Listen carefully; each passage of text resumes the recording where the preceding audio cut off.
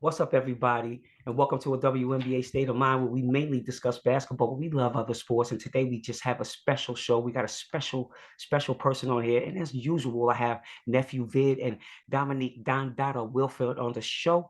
But today we have San Antonio Silver Star, New York Liberty. We ain't even going down the line. We San Antonio Silver Star, Cathrine Kraayeveld. Give you a little bit of history about my girl. Actually, unique situation. Your dad, he played for the Seattle Seahawks.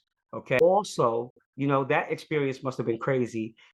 Also, we're sitting here and we're talking to, all right, one of the all-time shooters in the WNBA, three-point shooter. You were killing it, and I Appreciate remember you came after me, but I remember all the damage that you were doing, especially when you were in New York shooting for some stupid bananas, 41% from the arc, which is like something that somebody would shoot from, field goal percentage. But one unique thing about you is your dad. He played for the Seattle Seahawks in 1978. Talk about that experience and how it defined you.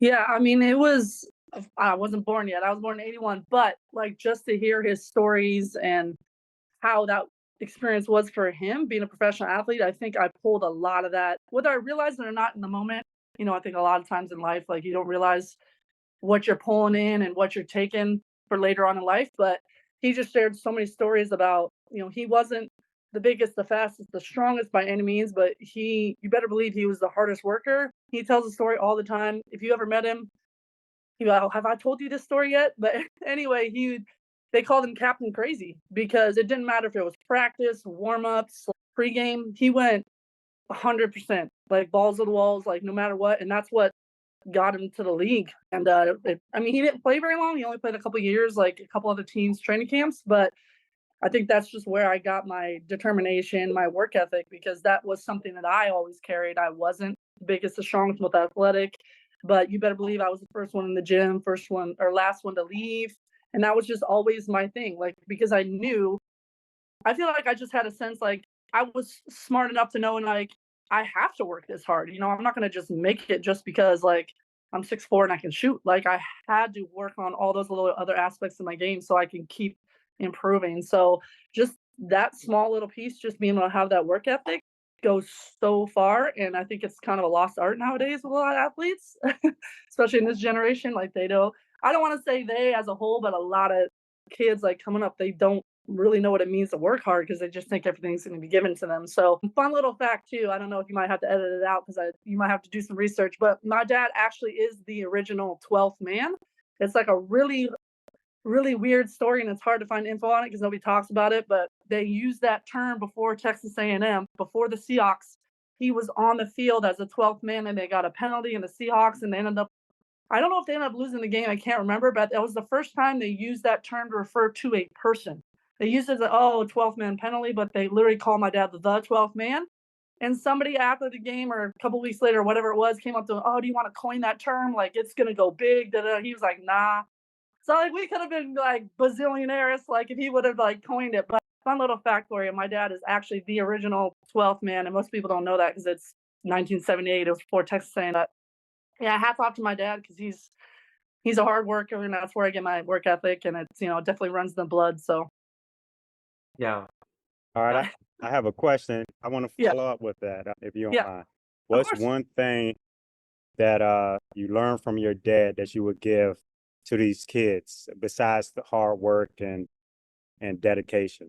What's another thing? I think I hate to say being honest, but being honest with yourself and being realistic with your goals and your dreams. I think you want a big dream big and you want to be like have those huge dreams, but you also want to be realistic. Like, what do I actually have to do to get there? It's like I feel like there's this gap nowadays with kids. It's like, oh, I have this big dream, but they don't have that insight or those mentors or the people who come alongside and be, well, this is what you actually have to do to get there. Those like steps, like you got to be in the gym every day. You got to be on the football field. You got to be on the tennis court, whatever it may be. Like you actually have to put in the work every day, whatever it may be.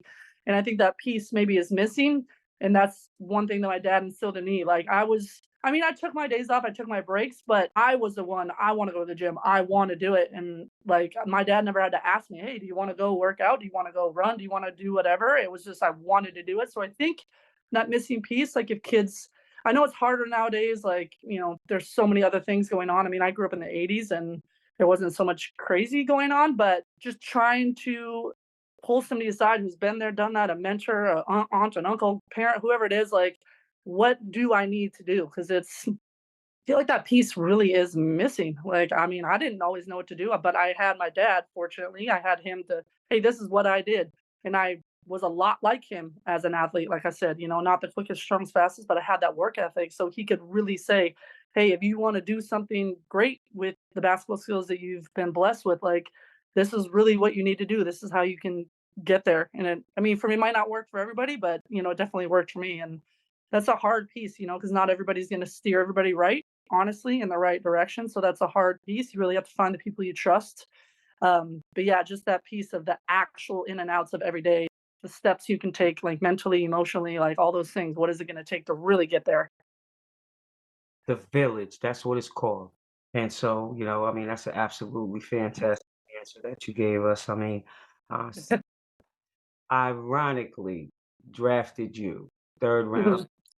okay, 27.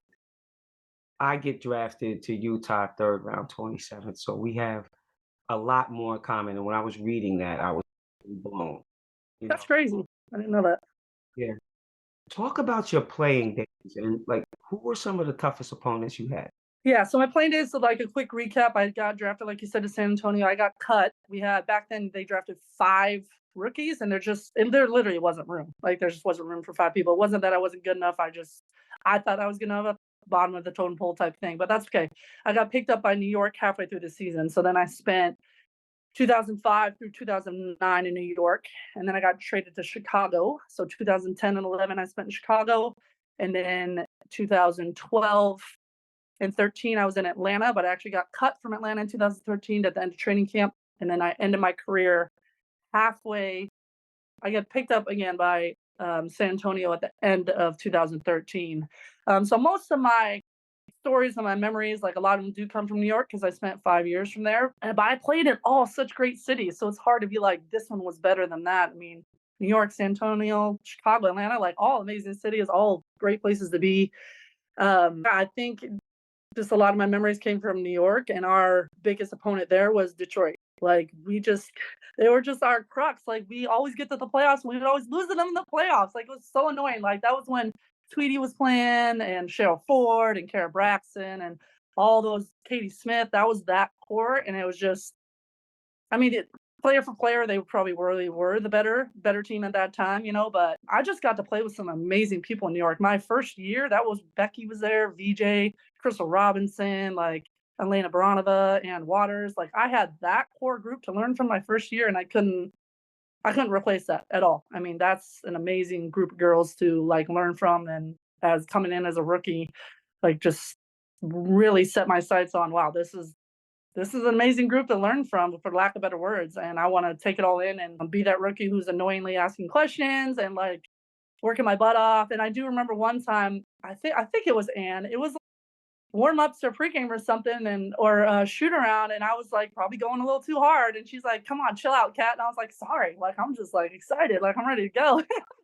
So she's like, "It's pregame." I was like, "Yeah, it's pregame. Let's go." So just being able to play with some of the best. I mean, Becky Hammond, just she's now doing amazing in Vegas, and but just learning from some of those people and still being able to be in contact with somewhat with those people it's been a great experience. And it's hard to say go back and say, hey, I wish I would have played with this player or played for that coach, but I feel like I've done a pretty good job of really just stayed in, hey, this is what I had, and it was amazing. Like I wouldn't want to trade that because I would have missed out on that part of my story and that part of my journey. So yeah, New York was a great experience for me, 5 years, and I wish I could have stayed, but I'm sure, as you can't control trades, you can't control. I really had a vision of spending my whole career in New York. Like I really would have loved that. I love the fans, were amazing. I got to play in the Garden. It's kind of hard to replace that. So it was great experience, and I wouldn't trade it. I got a quick question for you.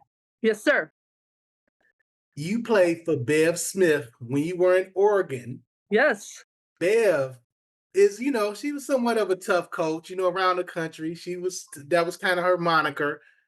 What did you learn from her while you were there? What was one of the biggest takeaways? Because offensively, she used you as almost like a stretch big. And around that time, that really wasn't a thing. That Right. was innovative. Yeah. Yeah, I think just having her overseas knowledge because she's Canadian and she coached in Canada. She was part of the Canadian national team, one of the best Oregon's ever had. So having that mindset, not knowing it because I did end up going playing overseas, not knowing how that would help me because it's just a different style over there. It's way more physical. The refs don't care. You could get crushed to the floor. They're like, just keep playing, you're fine. There's no blood, there's no nothing. So having that mindset, learning from her being such an amazing like world athlete. Like she'd been around the world, she'd been to the Olympics. Like she had so much knowledge to share. And I think again, circling back around to my dad, being that type of player who just wanted to work so hard, I was always talking to her, asking her questions, come work with, can you come shoot in the gym with me? I want to shoot, I want to do this. So being able to pull that from her as well and show her, hey, I can also be great. And this is what I want to do with my career here at Oregon. I'm sorry, what was the other part of your question? But no, you answered it twofold. Okay, because there was something else I had, and then I got sidetracked. There was something else I was going to share. This is what happens when you have kids. Your mind goes blank every 5 seconds.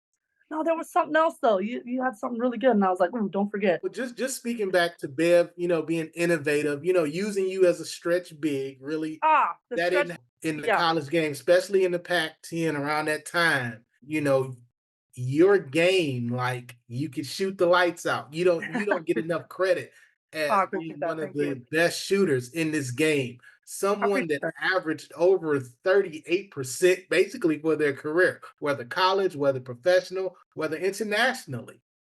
Yeah, I appreciate that. It's the stretch four thing. Yeah, it was.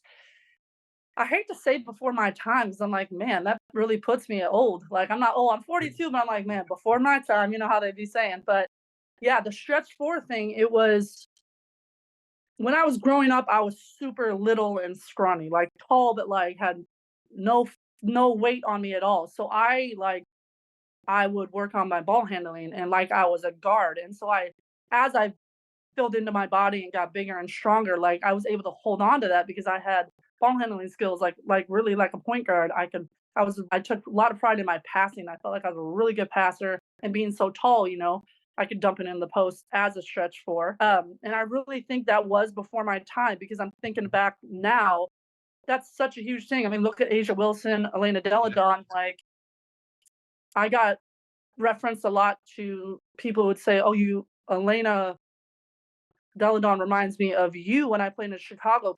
Even when I was in Chicago, like I didn't really get used like that. I could pick and pop and shoot the three, but I didn't feel like my skills as my ball handling and as a guard were utilized as much as they could. So it was, I mean, it's not a regret by any means, but the stretch four thing, yeah, it wasn't really a thing back then. So I think that's why it did help boost my career because it showed like, hey, I'm able to shoot. You have to guard me out here. If not, I can dump it in the post. I can put the ball on the floor, whatever it may be.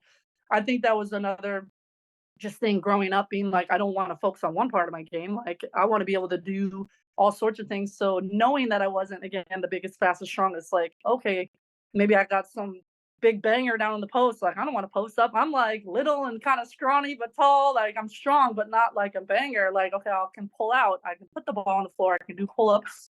I can, shoot the three. So I think that really helped my game. And going back to Bev, that's she was a shooter. She was like me, kind of tall and skinny, and didn't like really bang in the post, but was able to shoot as well and put the ball on the floor. So, kind of circle that all back around. That stretch four thing, as you said, it was not a.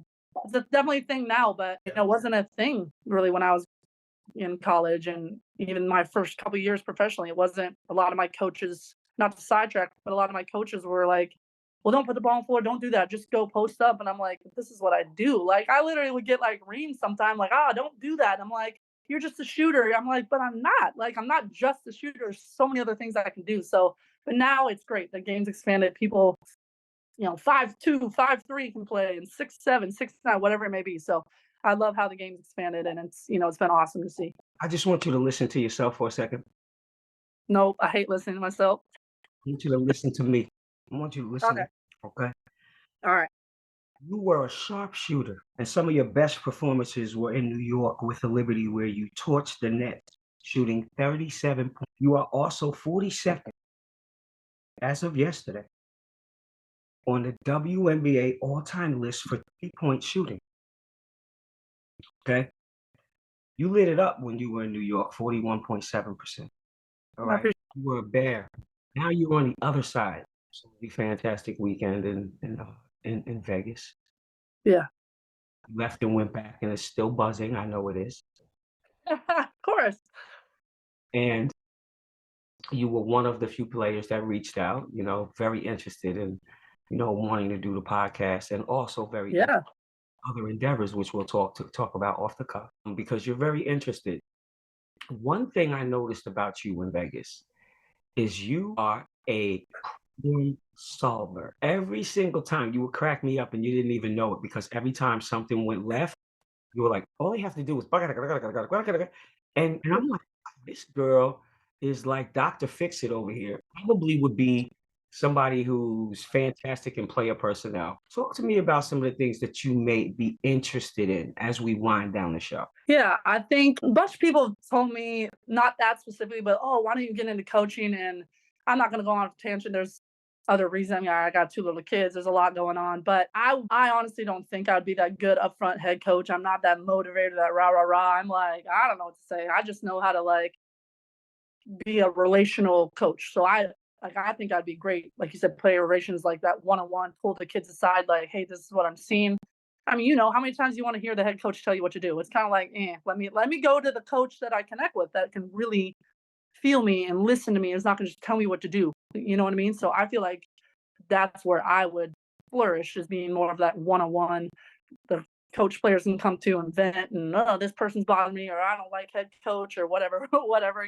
I mean, right now I'm working at my son's school. I'm a paraeducator. For me, I'm a big believer everything happens for a reason, and that's what I'm supposed to be doing now. I would definitely love to get into some type of, like, whether it's personal training or going in and speaking to kids sports camps or practices or anything like that.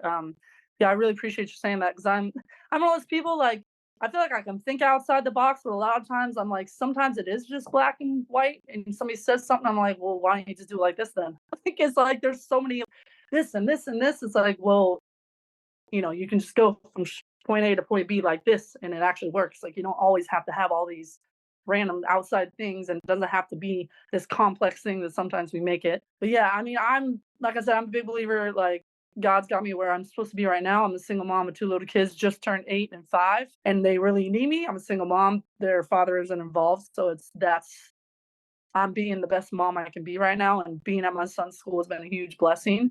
But like I said, I'm a big believer everything happens for a reason.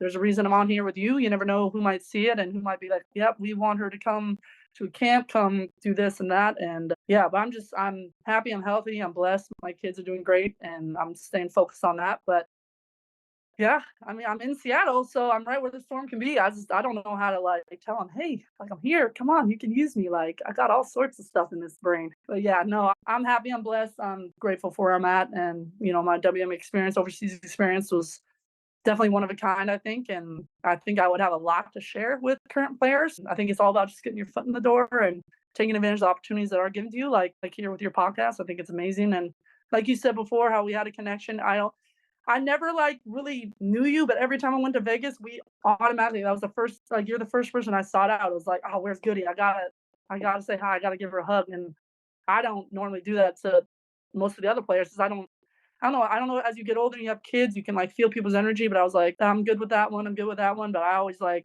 where's Goody? I gotta say hi. So I appreciate that, because people give off certain energies, and it's very obvious, I think, at times. And you just stay away from the ones that don't give the good energy, positive energy, and you go with the ones that do.